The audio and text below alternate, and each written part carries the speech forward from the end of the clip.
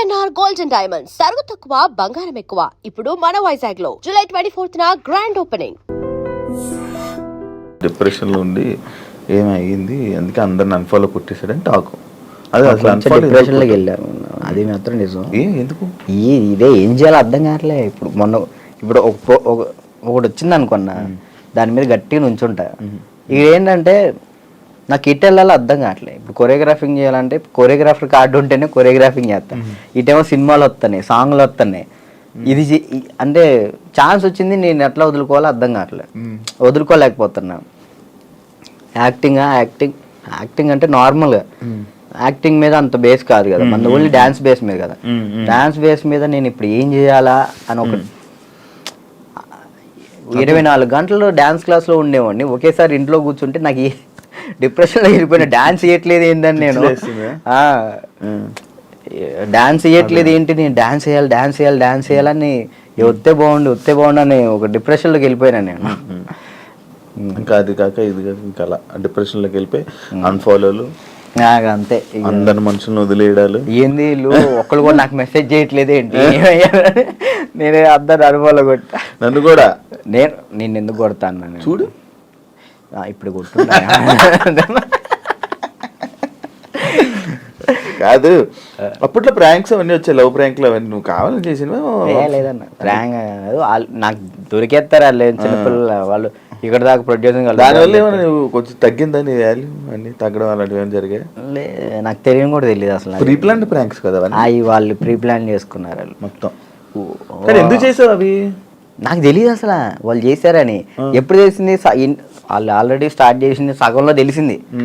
వీళ్ళు జరుగు అటు జరుగు అంటే అర్థం కదా, మన కెమెరా ముందలు పెట్టాడని అన్నప్పుడు సర్లే పెట్టారు కదా, ఇప్పుడు దొరికేస్తే బాగోదని కావాలని యాక్ట్ చేసి నేను కూడా కవర్ చేసా.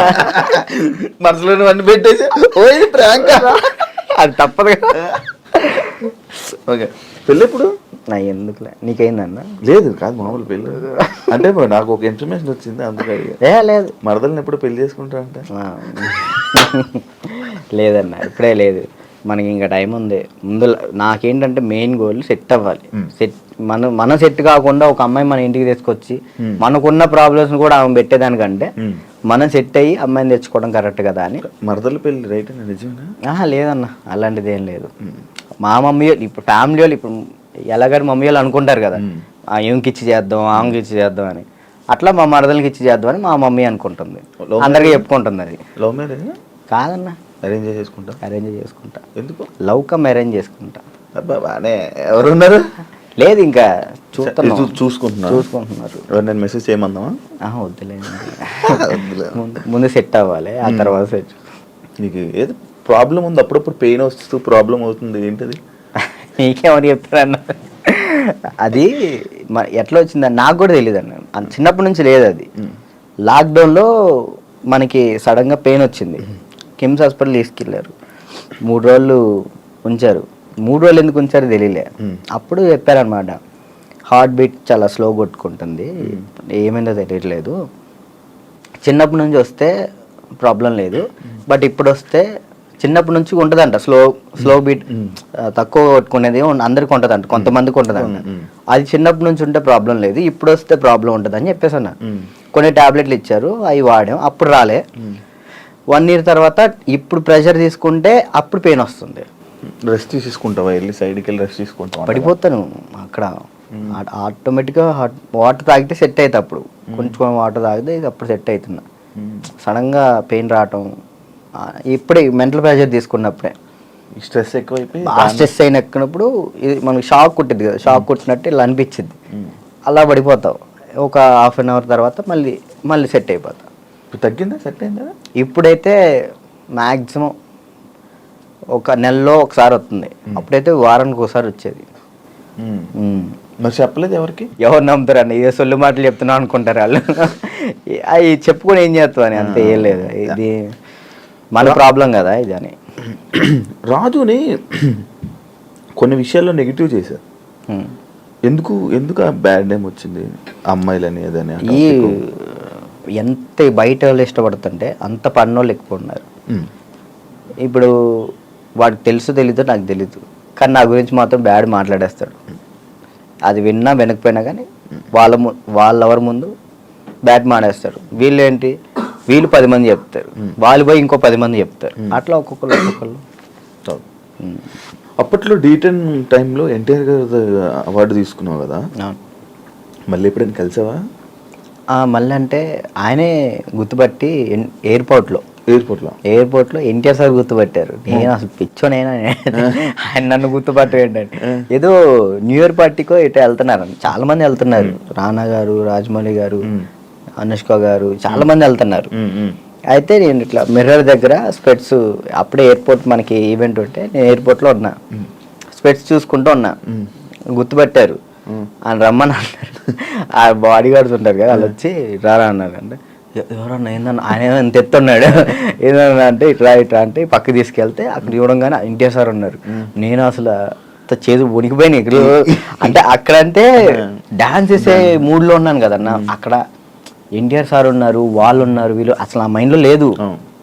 ఇది కొట్టాలే, సంవత్సరం పాటు నేను కష్టపడిన, నా కింద మా మాస్టర్, నా స్టూడెంట్స్, మా ఊళ్ళో ఎంతమంది కష్టపడ్డారు, ఒక్కడి మీద ఆధారపడి ఉంది. అది 1 year కదా అప్పుడు షూట్?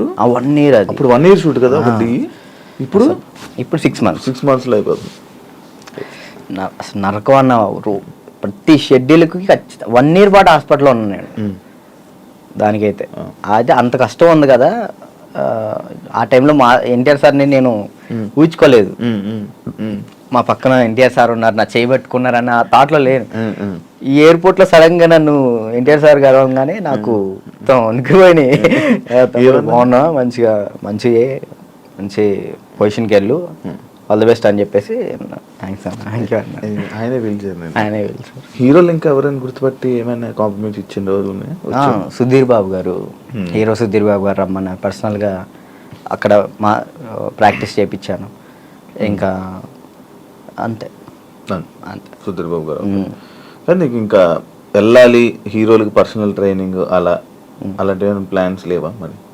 అంటే కొరియోగ్రాఫీ ఉండిపోవడం కాకుండా మనకి పిలిస్తే వెళ్తాను, మనం పోయి వాళ్ళతో మాట్లాడలేదు. ఏం కాంటాక్ట్స్ లేవా?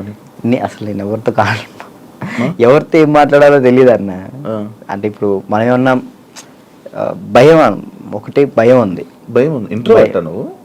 ఏమో తెలీదు, ఇంట్రోవర్ట్ అని నాకు తెలీదు. మరి నాకైతే ఒక భయం ఉంది, ఏమనుకుంటారు ఏంటో, మనం మాట్లాడితే తప్పుగా ఏమైనా అనుకుంటారా, వాళ్ళ పొజిషన్లో ఉన్నారు, మనం కొంచెం వెళ్ళినా అప్పుడు మాట్లాడవచ్చు. ఇప్పుడు మీరున్నారన్న, అన్న ఇది కావాలన్నా అని మిమ్మల్ని అడగగలుగుతా ఏదైనా. కానీ పక్కన వాళ్ళు ఎవరు తెలియకోకుండా నేను అలా మాట్లాడలేను. అంటే ఒక్కరోజు పరిచయం ఉన్నా మాట్లాడగలుగుతా, కానీ ఆ ఒక్కరోజు పరిచయం అవ్వదు. మనకు నార్మల్గా వెళ్ళి ఏ డైరెక్టర్ దగ్గరికైనా ఎక్కడికైనా ఆఫీసులకి అటు ఇటు తిరిగి ఆఫర్స్ అడిగితే కదా వస్తాయి. ఆఫర్లు వచ్చినాయి అన్న, డైరెక్టర్లు సాంగ్స్ ఇస్తా అన్నారు. ఇప్పుడు కూడా ఉంది, 4 సాంగ్లు ఇస్తా అన్నారు ఒక సినిమా. కార్డుకు దగ్గరికి వెళ్ళి అక్కడ ఎవరి దగ్గర రోజు ట్రై చేయొచ్చు కదా మరి. కార్డుకి కూడా వెళ్ళిన, కార్డుకి కూడా వెళ్తే 1 year ఆగండి అన్నారు. మరి డాన్సర్కి ఎందుకు తీసుకోలేదు? ఇప్పుడు డాన్సర్ చేస్తే మళ్ళీ కొరియోగ్రాఫర్ కార్డ్కి ఇంకా టైం పట్టిద్ది. ఇప్పుడు డాన్సర్ కార్డ్ తీసుకున్నాను, టైం పట్టిద్ది. ఇప్పుడు సాంగ్లు పోతాయి. అప్పుడు ఇప్పుడు ఫస్ట్ నీకు కావాల్సింది కొరియోగ్రాఫర్దే, ఇంకే కార్డు వద్దు. ఫ్యామిలీ ఎలా ఉన్నారు? అప్పుడు అమ్మని చూసుకుంటారు, ఇల్లు కట్టాలి, అవన్నీ అన్న అయ్యాయి అవన్నీ? స్థలం అయితే తీసుకున్నా అన్న, కట్టాలి. మమ్మీ నేను అంతే, మమ్మీ నేను చెల్లి. డాడీ వెళ్ళిపోయాడు, తెలుసు కదా మీకు. డాడీ వెళ్ళిపోయారు, ఇక ముగ్గురు వాళ్ళిద్దరిని చూసుకుంటూ హ్యాపీగా ఉన్నా. చెల్లి మధ్య లవ్ మ్యారేజ్ చేసుకుందంట? లవ్ మ్యారేజ్ అయిపోయింది, మ్యారేజ్ అయితే అయిపోయింది చెల్లికి. Love marriage? మేము ఒప్పుకున్నాం ఆల్రెడీ, ఒప్పుకున్నాం, వాళ్ళు చేసుకున్నారు. Love marriage? నువ్వు కూడా ఇంకా లవ్ మ్యారేజ్? వద్దులే అన్న, సెట్ అవ్వాలి. ఇప్పుడు ఏంటంటే అమ్మాయి మన ఇంటికి వచ్చినప్పుడు మహాలక్ష్మిలా ఉండాలని నాకు ఉంది, అంతే. కాదు రాజు, ఇప్పుడు ఎన్ని కాంటాక్ట్లు ఉంటాయి నీ ఫోన్లో? అంటే నువ్వు 500 1000 కాంటాక్ట్స్. సడన్గా ఇప్పుడు ఒక ఫోన్ చేసి డబ్బులు పెడితే ఎవరు ఎందుకు చెప్తారు? ట్రై చేయి, ఎవరు చెప్తారు? నా ఫోన్ చూస్తే తడుచుకుంటారా? ఏం కాదు, ఒకసారి ఫోన్ చేసి, ఫోన్ కనిపించదు, ఫోన్ చేయి ఒకసారి. ఎవరు చేయాలి? చెయ్యి, ఒకరికి ఫోన్ చేసి డబ్బులు అడగాలి, రియాక్షన్ ఏంటో చదువు వింటాను. వాడు బూతులు తిడతాడు నా ఫ్రెండ్. అంటే మనమే ఉంటాయి కానీ పక్కన ఉంటుంది. చెందుకు ఒక 1000 రూపాయలు కావాలన్నా? అర్జెంట్కి ఒక 1000 రూపాయలు కావాలి. నేను ఎక్కడున్నా తెలుసా? డబ్బులు అడిగితే ఎక్కడ ఉన్నాడు అడుగుతుంది. నేను ఆపరేషన్ హాస్పిటల్లో ఉన్నాను. అయ్యో అవునారా? చేద్దాము. హాస్పిటల్లో ఉన్నావా? సరే సరే సరేరా బాయ్. ఇంకోటి కూడా అంటే నీ ఫ్రెండ్స్ నీ కాంటాక్ట్స్ ఎలా ఉన్నాయి, నువ్వు ఏ పరిస్థితుల్లో ఉన్నావు చూద్దామని.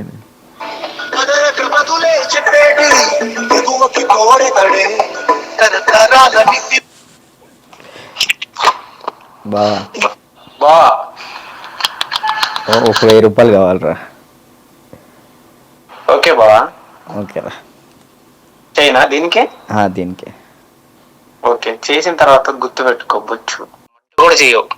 ఇట్లాంటి వచ్చినప్పుడే ఇంటర్వ్యూలో ఉన్నారా? మొదలెట్టగరా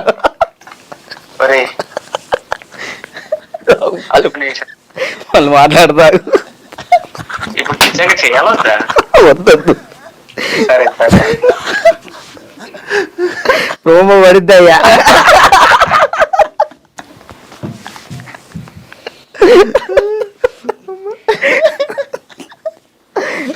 అబ్బా ఈడప్పటికో మాట్లాడనుకున్నాం. మాట్లాడు. ఇప్పుడు అకౌంట్లో ఇప్పటికిప్పుడు నీకు ఎంత ఉంది? ఒక 23,000 ఉంది. ఇందాకే పడ్డాయి వచ్చినప్పుడే. 23,000.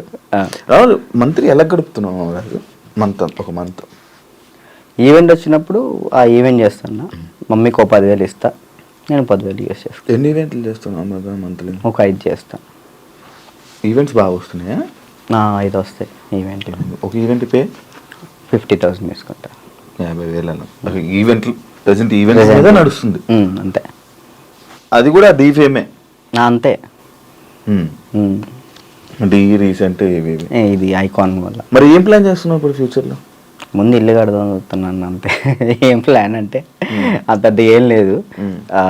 కెరియర్ పరంగా కెరియర్ అంటే ఇది మెంటల్ టెన్షన్ ఉంటే ఇటు కెరియర్ మీద పెట్టుకోలేకపోతున్నాను. ముందు ఇది క్లియర్ చేసేసుకుంటే మొత్తం కెరియర్ మీద పెట్టుకోవచ్చు అని కార్డు కోసం వెయిటింగ్ అన్న. కార్డు వస్తే నా లైఫ్ మళ్ళీ డీటెన్ రాజు అని ఈజ్ బ్యాక్ అన్న. డీటెన్ రాజు ఇంకా ఉండిపోయింది ట్యాగ్ పోదా? ఎంత ట్రై చేసినా పోవట్లే.